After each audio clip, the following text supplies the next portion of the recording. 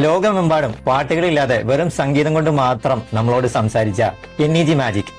ആ ഒരു സംഗീതം ഇന്നും എന്നും ഒരു വെറൈറ്റി തന്നെയാണല്ലേ. അതായത് ലോകമെമ്പാടുമുള്ള ജനങ്ങൾ അല്ലെങ്കിൽ ലോകമെമ്പാടുമുള്ള സംഗീത പ്രേമികൾക്ക് സാക്സോഫോൺ എന്നൊരു പേര് കേൾക്കുമ്പോൾ ആദ്യം മനസ്സിൽ വരുന്നൊരു പേര് NEG. അതായത് ഇൻസ്ട്രുമെന്റ് മ്യൂസിക്കിനെ ഇത്രത്തോളം ഫേമസ് ആക്കിയ വേറൊരു കലാകാരൻ നമ്മുടെ ഇടയിലില്ല. ഇദ്ദേഹത്തിന്റെ വിരലുകൾ സാക്സോഫോണിൽ ചലിക്കാൻ നേരത്ത് ജനിക്കുന്നത് എന്താ പറയുക, വേറൊരു ടൂൺ മാത്രമല്ല, അതായത് കേൾക്കുന്നവന്റെ മനസ്സിൽ ആ ശാന്തത നിറഞ്ഞൊരു മാജിക്കും കൂടിയാണ്. അതുപോലെ തന്നെ നമ്മൾ എത്ര മാനസിക പിരിമുറുക്കത്തിലാണെങ്കിലും ഈ ഒരു മാസ്മരിക സംഗീതം കേട്ട് കഴിഞ്ഞാൽ അതെല്ലാം അങ്ങോട്ട് പോകും. 92 പുറത്തിറങ്ങിയ ബ്രീത്ത്ലെസ് എന്ന ആൽബം മാത്രം മതി ഇദ്ദേഹത്തിന്റെ കഴിവ് മനസ്സിലാക്കാൻ. സ്മൂത്ത് ജാസ് എന്ന ശൈലിയെ ഇത്രയും ലളിതമായും മനോഹരമായും അവതരിപ്പിച്ച ഇദ്ദേഹമാണ്. പാട്ടുകാരില്ലാതെ, വരികളില്ലാതെ, ഒരു ഉപകരണം കൊണ്ട് മാത്രം ലോകത്തോട് സംസാരിക്കാമെന്ന് ഇദ്ദേഹം തെളിയിച്ചു. അതുപോലെ തന്നെ ബൗണ്ടറിയില്ലാതെ ലോകത്തെ എല്ലായിടത്തും NEG സംഗീതം ഒരുപോലെ സ്വീകരിക്കപ്പെട്ടു. ഇൻസ്ട്രുമെന്റ് മ്യൂസിക് വിഭാഗത്തിൽ ഏറ്റവും കൂടുതൽ ആൽബം വിറ്റഴിക്കപ്പെട്ട കലാകാരൻ NEG. ഏകദേശം 75 മില്യണധികം കോപ്പികൾ.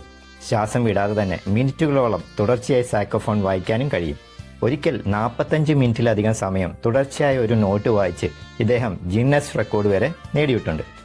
ഞാൻ ഈ ആശാന്റെ ടൂണൊക്കെ എവിടെ കേട്ടിട്ടുള്ളതെന്ന് വെച്ചാൽ ആദ്യം തന്നെ നമ്മുടെ ദൂരദർശനിൽ പണ്ട് കറണ്ട് പോകുന്ന സമയത്ത്, അതായത് ഇങ്ങനെ കറണ്ട് പോകുമ്പോൾ ഒരു സ്ക്രീൻ, ഇങ്ങനെ ഒരു പ്രത്യേക സ്ക്രീൻ വരും. അതിൽ ഈ ഒരു പുള്ളിയുടെ ശബ്ദമാണ് ഇങ്ങനെ, അല്ല മ്യൂസിക്കാണ് ഇങ്ങനെ ഇട്ടുകൊണ്ടിരിക്കാറ്. പിന്നെ രണ്ടാമെന്ന് പറഞ്ഞാൽ നമ്മൾ അന്ന് ലാൻഡ് ഫോണിലൊക്കെ നമ്മൾ ഹോൾഡ് ചെയ്യണ സമയത്ത് പലവരും ഇങ്ങനെ ആ ഒരു ഫോൺ മാറ്റി വെക്കണ സമയത്ത് ഈ ഒരു ശബ്ദം കേട്ടിട്ടുണ്ട്. പിന്നെ ഇത് തിയേറ്ററിൽ നമ്മുടെ സിനിമ തുടങ്ങണേക്ക് മുമ്പ് ഇങ്ങനെ കർട്ടൻ പൊക്കുമ്പോഴും അല്ലെങ്കിൽ ആ വെയിറ്റിംഗ് ടൈമിൽ ഈ ഒരു ട്യൂണാണ് എപ്പോഴും ഇടാറ്. പിന്നെ വെഡ്ഡിങ് റിസപ്ഷനൊക്കെ എത്രയും പോഷാക്കണമെങ്കിൽ NEGയുടെ മ്യൂസിക് ഒരു കാലത്ത് ഇടണമായിരുന്നു. അപ്പോൾ പിന്നെ വെഡ്ഡിങ് റിസപ്ഷനാണ്. പിന്നെ എന്താ പറയുക, ലിഫ്റ്റിൽ നമ്മൾ പോണ സമയത്ത് അല്ലെങ്കിൽ എയർലൈൻസിൽ ഇത് വെക്കാറുണ്ട്. പിന്നെ ആലോചിക്കുമ്പോൾ പല കുക്കറി ഷോയിൽ ഈ ഒരു ശബ്ദം ഒരു കാലത്ത് ഭയങ്കര സ്റ്റൈൽ. പിന്നെ വലിയ വലിയ ഹോട്ടലുകളിൽ നമ്മൾ ഫുഡ് കഴിക്കാനൊക്കെ കയറാൻ നേരത്ത് അപ്പോൾ ഇതുപോലെ പല സ്ഥലത്ത് ഇതുപോലെ വെച്ചിട്ടുണ്ട്. അപ്പോൾ നമ്മൾ പറയാത്ത എന്തെങ്കിലുമൊക്കെ ഉണ്ടെങ്കിൽ, നിങ്ങൾ എവിടെയെങ്കിലുമൊക്കെ കേട്ടതുണ്ടെങ്കിൽ കമൻ്റായിട്ടൊന്ന് അപ്ഡേറ്റ് ചെയ്തേക്കണേ. അപ്പോൾ നമ്മൾ ആദ്യം പറഞ്ഞ പോലെ തന്നെ എത്ര ടെൻഷൻ അടിച്ചിരുന്നാലും ഈ ഒരു NEGയുടെ ശബ്ദം നമ്മുടെ കാതിലടിച്ചു കഴിഞ്ഞാൽ നമ്മൾ എന്താ പറയുക, തനിയെ കൂളാവും.